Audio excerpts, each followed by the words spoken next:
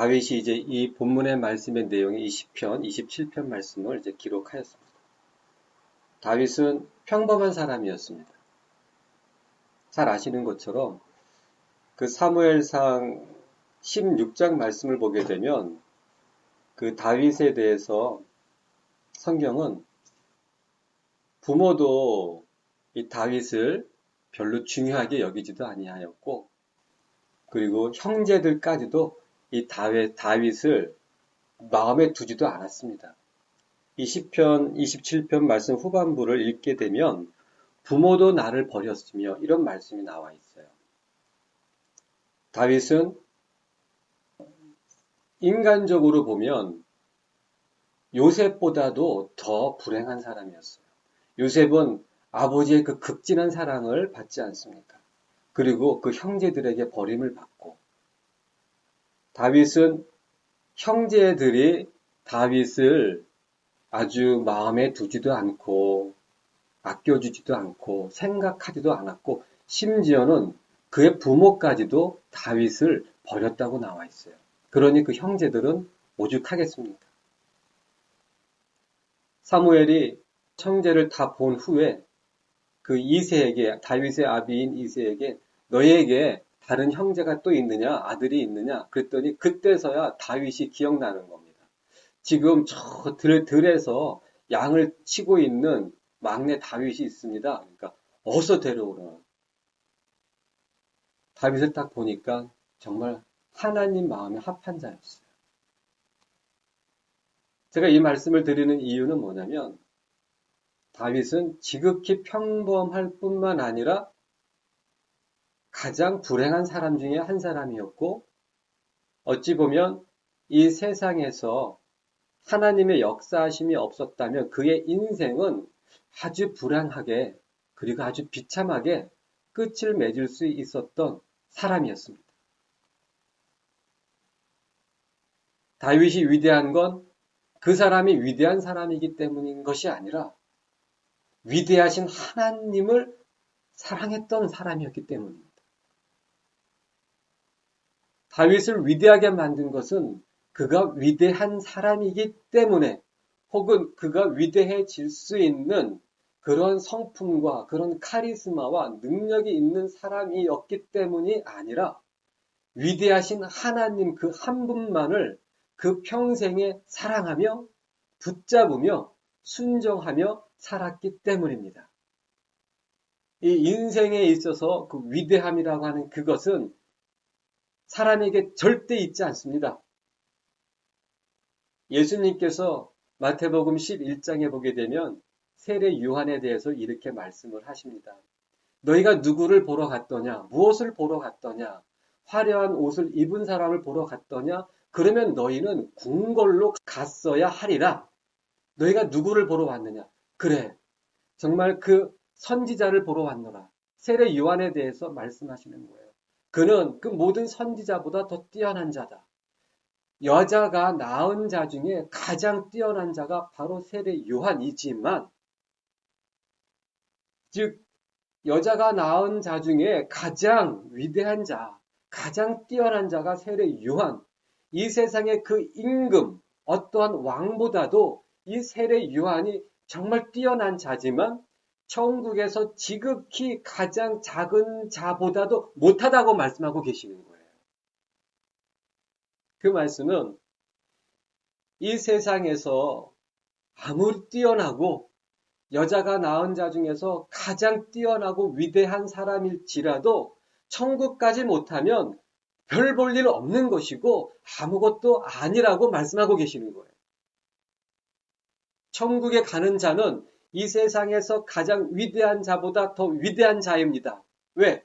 그 안에 예수 그리스도가 있기 때문에, 그의 인생에 예수 그리스도를 사랑하며 예수 그리스도를 붙잡으며 그분을 사모하며 순종하는 삶을 살기 때문에 그 자가 세례 요한보다, 심지어는 이 세상의 그 어느 누구보다도 위대한 자가 되는 것입니다. 왜? 천국에 들어갈 수 있기 때문에, 구원이 있기 때문에. 그것과 같이 다윗은 위대한 사람이었습니다. 그 다윗 시대에 그 어느 누구보다도 위대한 사람이었습니다. 그는 아직 왕이 아니었고 그 위에 왕인 사울이 있었습니다. 하지만 그는 왕보다 더 위대한 사람이었습니다. 사무엘상 그 18장 말씀에는 여호와의 신이 사울을 떠나 다윗과 함께 하더라. 그로 인하여 이 사울이 다윗을 두려워하더라. 주여. 여호와의 신, 여호와가 없는 자는 그가 어떠한 권력, 어떠한 재력, 어떠한 그 능력을 가졌을지라도 여호와의 신이 있는 사람을 두려워하게 되어 있습니다. 왜? 이 세상 그 무엇보다도, 이 세상 그 어느 것보다도 그 위대한 능력과 그 위대한 힘은 바로 여호와로부터 오기 때문입니다.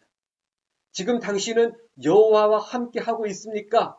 아니면 당신은 이 세상과 이 세상의 재물과 이 세상의 그 능력과 그런 권력과 함께 하고 있습니까? 왕 사울은 이 세상의 권력, 이 세상의 능력, 이 세상의 그 재력을 가졌지만 일개 정말 너무나도 보잘것없는 어린 소년과 같은 그 다윗을 두려워합니다. 그 이유는 단 한 가지, 여호와의 신이 그와 함께 하였기 때문입니다. 시편 27편 이 말씀은 사울 왕이 다윗을 죽이기 위해서 3,000명의 군대를 거느리고 나아오는 그 상황에서 다윗이 고백한 시편입니다. 3,000명의 군대가 지금 자기를 잡으러 오고 있는 거예요. 자기의 위치가 노출되었어요. 어디 있는지 사울 왕은 그 위치를 알고 다윗을 죽이러 옵니다. 3,000명의 군사가 보통 군사가 아니에요. 빼내고 빼낸 군사 중에서 그 3,000명을 이끌고 오는 것입니다. 그때 이 시편의 내용을 보게 되면 정말 놀라움을 감출 수가 없습니다. 여호와는 나의 빛이요 나의 구원이시니 내가 누구를 두려워하리요. 지금 3,000명의 군대를 거느리고 오는 그 사울 왕이 바로 눈앞에 다가오고 있을지라도 내가 누구를 두려워하리요. 할렐루야. 여호와는 내 생명의 능력이시니 내가 누구를 무서워하리요. 즉 이 생명이 그 군대를 거느리고 오는 사울 왕에게 있는 것이 아니고 나의 생명은 여호와께 있다. 인생의 길이 자기에게 있는 게 아닙니다. 인생의 길이 세상에 있는 것도 아니고 세상 왕에게 있는 것도 아니고 오직 여호와께 있나이다. 그 걸음을 지도하는 것이 걷는 자에게 있지 않고 이 세상에 있지 않고 왕에게 있지 않고 오직 여호와께 있나이다. 나의 가는 길을 오직 그가 아시나니 그가 나를 단련하신 후에는 내가 정금같이 나오리이다. 할렐루야. 나의 대적, 나의 원수 된 그 행악자가 내 살을 먹으려고 내게로 왔다가 실족하여 넘어졌도다. 군대가 나를 대적하여 진칠지라도 내 마음이 두렵지 아니하며 전쟁이 일어나 나를 치려 할지라도 내가 오히려 안연하리로다. 할렐루야. 지금 군대가 자기를 잡으러 올지라도 전쟁이 눈앞에서 벌어질지라도 심지어는 하늘이 쪼개져 가지고 이 땅이 쪼개지고 바로 눈앞에서 이 세상이 정말 멸망하고 끝이 날지라도 이 마음은 항상 여호와로 인하여 평안하리로다. 평화, 평화로다. 하늘 위에서 내려오는 이 평화로다. 여호와가 있는 사람은 그 마음에 두려움이 있을 수가 없습니다. 바울 사도께서는 디모데 후서 말씀해 보게 되면 하나님께서 주시는 것은 두려워하는 마음이 아니요 오직 능력과 사랑과 근신하는 마음이라고 하셨어요. 그 두려움에는 형벌이 있다고 말씀하셨어요. 요한 사도께서는 사랑 안에는 두려움이 없나니 온전한 사랑이 두려움을 내어 쫓느니라. 여호와를 사랑하십니까? 주님을 사랑하십니까? 정말 우리 마음에 우리의 심령이 온 힘을 다해 온 마음을 다해 그리고 온 생명을 다해 우리 여호와 하나님을 사랑한다면 그 사랑이 두려움을 내어 쫓을 것입니다. 다윗은 이 사랑이 있었어요. 어찌 보면 이 다윗에게 있었던 유일한 기쁨, 유일한 힘, 유일한 생명은 바로 여호와를 사랑하는 그 사랑 안에 있었습니다. 눈앞에 어떠한 어려움과 위험과 고난이 있을지라도 그의 마음은, 그의 모든 마음은 그 사랑에 휘감겨 있기 때문에 하나님만 바라보는 거예요. 사랑하는 자, 우리 주님만 바라보는 것입니다. 그는 깨달았습니다. 골리앗을 죽일 때에도 이미 골리앗을 죽이기 전에도 소년 다윗은 깨달았습니다. 알고 있었어요. 그 골리앗을 향하여 이렇게 그 소년 다윗은 외쳤습니다. 너는 칼과 단창을 믿고 내게 나아오지만 나는 만군의 왕이신 여호와의 이름으로 너에게 나아간다. 이 세상 사람들은 칼과 창과 그리고 돈과 권력과 자기의 그 재능과 자기의 머리를 믿고 이 세상을 나가지만 소년 다윗은 오직 여호와의 이름을 붙잡으며 이 세상과 이 골리앗을 향해 달려나갔던 것입니다. 세상을 믿고 나갔던 자들은 다 쓰러지고 패하였지만 여호와의 이름으로 나아갔던 소년 다윗은 골리앗을 쓰러뜨리고 결국엔 이스라엘의 왕이 되었습니다. 그 모든 원인과 그리고 그 모든 것들을 이루었던 그 힘은 그에게 있던 것이 아니에요. 여호와를 사랑했던 그 사랑에서 왔던 것입니다. 그 사랑이 여호와의 마음을 완전히 송두리째 빼앗아 버렸어요. 그 아가서의 말씀에 보게 되면 나의 누이, 나의 신부야, 네가 내 마음을 빼앗았구나. 바로 여호와께서는 다윗의 그 여호와를 향한 그 사랑 때문에 다윗에게 그 마음을 빼앗긴 것입니다. 그 사랑이 여호와를 움직인 거예요. 그 하늘 보좌를 뒤흔들어 놨습니다.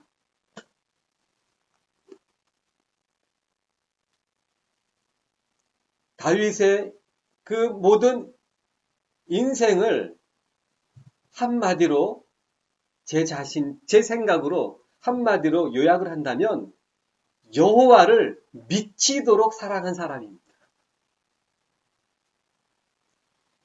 오늘 본문 말씀에 이 내용이 있어요. 4절 말씀에 내가 여호와께 청하였던 한 가지 일, 곧 그것을 구하리니 곧 나로 내 생전에 여호와의 집에 거하여. 와우, 할렐루야. 다윗의 그 온 인생의 단 한 가지 소원은 무엇이냐면 여호와의 집에 거하여 그 여호와의 아름다움을 앙망하며 그 전에서 사모하게 하실 것이다. 여호와의 아름다움을 앙망하며 그 여호와의 집에서 그 여호와를 사모하게 해 주십시오. 이것이 제 소원입니다. 여호와의 집에 거하여 여호와의 아름다움을 앙망하며 그 여호와의 아름다움을 그 여호와를 사모하게 해 주시옵소서. 여호와를 향한 그 사랑에 정말 미쳐버리게 해주시고 여호와께서 그 여호와 때문에 제 마음이 송두리째 빼앗기게 하여 주시옵소서. 이것이 다윗의 소원이었고 이것이 다윗의 인생이었습니다.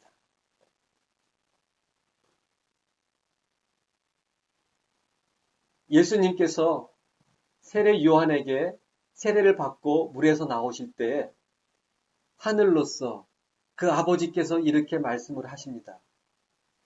이는 나의 사랑하는 자여 나의 기뻐하는 자라.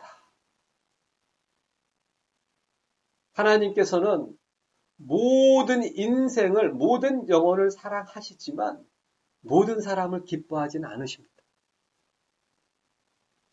다윗을 하나님께서는 너무나 기뻐하셨어요. 하나님께서는 예수님을 너무나 기뻐하셨어요. 그 이유는 다윗이 블레셋 군대를 무찌르고 골리앗을 무찌르고 이스라엘의 그 나라를 회복시키고 그런 게 아니에요. 여호와께서 이 다윗을 기뻐하신 그 한 가지 이유는 바로 여호와를 향한 그 사랑 때문이었습니다. 그 사랑 때문에 예수님께서도 요한복음 14장에 보게 되면 이렇게 고백하고 계십니다. 오직 내가 아버지를 사랑하는 것과 내가 아버지를 사랑하는 것과 그리고 15장 말씀에는 아버지께서 아들을 사랑하시는 것은 아들이 아버지를 사랑하기 때문이다. 아버지를 사랑하기 때문에 내가 내 목숨을 버린다고 하시는 거예요. 다윗도 여호와를 위해서라면 그 목숨을 내어놓는 일에 주저함이 없는 사람입니다. 아가서 말씀해 보게 되면 사랑은 죽음같이 강하고 사랑은 죽음같이 강하다고 말씀하고 계십니다. 왜? 죽음보다 더 강한 표현이 없어요. 하나님을 위해서, 하나님을 사랑하기 때문에 하나님을 위해서 죽을 수 있습니다. 그 더한 것이 있다면 그 더한 것도 할 수 있습니다. 하지만 우리가 이 사랑 때문에 할 수 있는 그 최고의 그 모습이 무엇이냐면 죽는 것이에요. 그렇기 때문에 아가서는 사랑은 죽음같이 강하고 이렇게 표현하고 있는 것입니다. 예수님도 아버지를 사랑하시기 때문에 이 죽음보다 더한 것을 하실 수 있다면 주저함 없이 하셨을 뿐이고 하실 분이었어요. 하지만 더한 것이 없기 때문에 죽기까지 사랑하신 것입니다. 다윗이 죄를 범합니다. 죄를 범한 그것이 사무엘하 11장, 12장을 보시게 되면 알게 됩니다. 그가 왕이 되었을 때에 죄를 범합니다. 그리고 나중에 인구조사를 함으로 그 인구조사를 함으로 두 번째 하나님 앞에 죄를 범합니다. 다윗이 죄를 범하는 이 두 가지 사건이 다 그가 왕이었을 때 죄를 범합니다.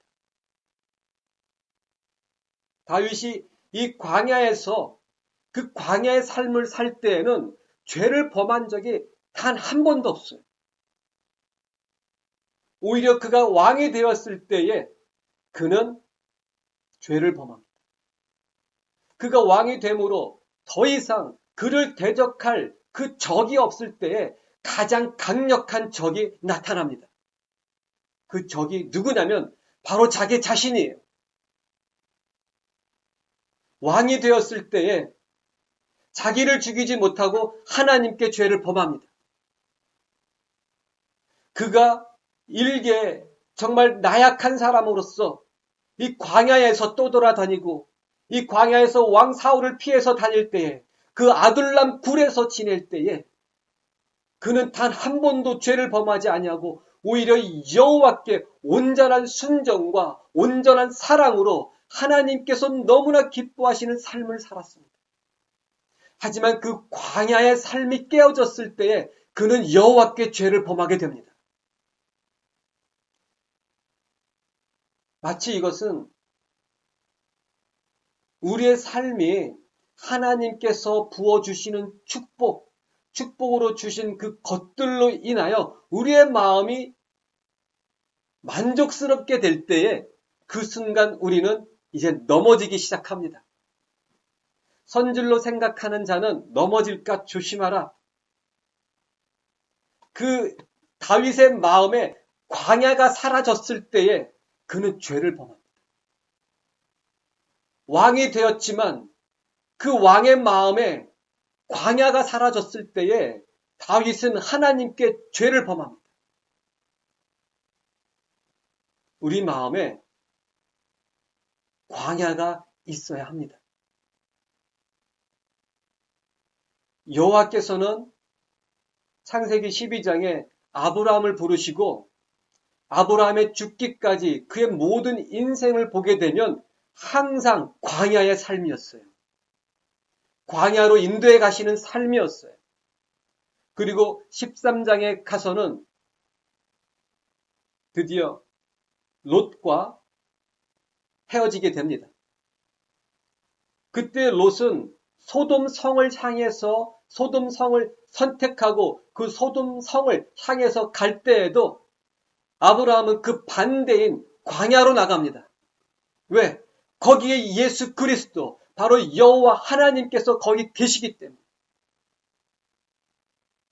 예수님께서 세례 요한에게 세례를 받고 나오신 다음에 성령님의 이끌림으로 어디로 가시냐면 광야로 가셨어요. 40일간 그 광야에서 굶주리시고 그 마지막 시간에 사탄이 나타나서 이렇게 유혹을 합니다. 이렇게 시험을 합니다. 정말 굶주린 예수님께 돌을 떡으로 만들어 가지고 먹어라. 마귀는 우리가 가장 필요한 것 가지고 우리를 쓰러뜨리는 자입니다. 돈이 필요하고 돈을 좋아하는 자에게는 돈으로 유혹하고 음란한 자에게는 음란한 것으로 유혹하고 권력을 좋아하는 자에게는 권력을 가지고 유혹하고 이 예수님께서 40일간 굶주리셨으니 얼마나 배가 고프셨겠어요. 바로 가장 배가 고픈 사람에게 가장 필요한 떡을 가지고 유혹을 합니다. 마귀는 우리가 뭘 좋아하는지 그리고 우리가 무엇이 필요한지 지금 우리가 가장 필요한 것이 무엇인지 너무나 잘 알고 있어요. 그걸 가지고 우리의 마음을 흔들어 놓습니다. 지금 이 다윗이 이 사울 왕이 이끌고 오는 3천의 군대를 피해서 동굴로 숨어 들어갑니다. 이 말씀이 사무엘상 24장에 나오는 말씀이에요. 사울 왕과 그 군대를 피해서 동굴로 숨어 들어갔어요. 정말 더 이상 피할 수 없는 그 장소, 동굴이에요. 그때 사울 왕이 피곤해가지고 잠깐 잠을 자러 마침 이 동굴 속으로 들어옵니다. 그때 다윗을 따르는 그의 무리들이 다윗에게 이렇게 얘기합니다. 할렐루야! 하나님께서 우리 다윗의 그 마음을 보셨군요. 이제 왕으로 삼으시려나 봅니다. 자, 여기에서 사울 왕을 죽이고 이제 왕이 되시면 됩니다. 하나님이 주신 정말 엄청난 축복의 기회입니다. 하지만 다윗은 이렇게 이야기를 합니다. 그는 하나님의 기름 부음을 받은 자다. 그 상황으로 판단하지 않습니다. 그의 마음은 항상 무엇으로 가득 차 있냐면 여호와 하나님으로 가득 차 있기 때문에 여호와의 마음과 여호와의 심정과 여호와의 중심으로 생각하는 거예요. 그는 여호와께서 기름 부으신 자라. 그래서 그의 그 겉옷자락을 살짝 잘라냅니다. 그거 잘라내는 것까지도 이 다윗의 마음에는 죄송한 마음이 있는 거예요. 자, 우리의 삶에 정말 예수 그리스도께서 40일 금식한 그 마지막 때와 같이 너무나도 힘들고 너무나도 어찌할 수 없는 그런 상황에 있습니까? 다른 말로 아주 쉽게 표현해서 정말 최악의 그런 상황에 있습니까? 그 최악의 상황을 최고의 순간으로 바뀌는 그 최고의 축복의 순간으로 바꾸는 그 방법은 바로 그때의 여호와를 붙잡는 것입니다. 할렐루야. 야고보 사도께서는 그 1장 말씀에 이렇게 말씀하고 계시는 거예요. 여러 가지 믿음의 시련을 당하거든, 여러 가지 믿음의 시험을 당하거든 기쁘게 여기라. 그런데 기쁘게 여기라가 그냥 기쁘게 여기라가 아니에요. 그 말씀에 표현이 있습니다. 어떤 표현이냐면 온전히. 온전이란 건 무엇이냐면 완전하게 너의 온 마음을 다해서, 너의 온 힘을 다해서, 너의 온 생명을 다해서 기뻐하라. 할렐루야. 바로 여러분들이 가장 힘들고 힘든 어찌할 수 없는 그 최악의 순간에 기뻐하십시오. 여호와를 기뻐하십시오. 그것이 바로 여러분을 그 순간 하나님 앞에 가장 완전한 자로 만드는 순간이기 때문입니다. 다윗이 이 순간에 여호와를 향해서 온전한 그 마음으로 행하는 것입니다. 사람의 마음으로, 세상 기준으로 그 분노의 마음, 원수를 죽이고자 하는 그 복수의 심정으로 생각하는 것이 아니고 여호와를 중심으로, 여호와를 붙잡으며 그는 여호와의 기름 부음을 받은 자라고 하는 하나님 중심으로 생각하는 거예요. 하나님을 붙잡는 것입니다. 정말 죽기까지 여호와를, 하나님을, 우리 주 예수 그리스도를 붙잡는 것입니다. 죽음의 천국, 할렐루야. 죽지 않고 하나님께서 살려주신다면 주께 영광. 살아도 주를 위해 살고 죽어도 주를 위해서 살고, 그러면 우리는 살든지 죽든지 우리는 예수 그리스도의 것이로다. 그것이 우리의 고백이 되어야 합니다. 우리 마음에 항상 이 광야가 있어야 돼요.